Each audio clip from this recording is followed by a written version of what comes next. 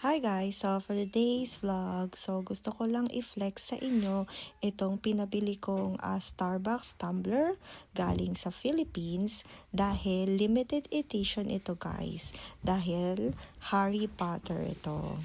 So thank you kay Ate Jasmine at kay Kuya Christopher dahil sila talaga yung nag-effort na pumila para lang makuha ko to guys.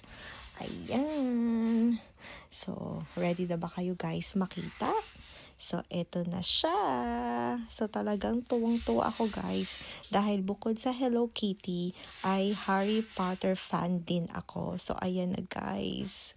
So, talagang napaka-thankful ako kila Kuya Christopher at kay Ate Jasmine dahil maaga pa lang ay pumila na sila sa Starbucks sa Pilipinas. So, ayan, ganyan siya. O, diba? Yan yung snitch. So, and then, ito yung sa loob niya. Pakita ko sa inyo. Ayan na. So, ano sa tingin ninyo guys? Diba? Napakaganda.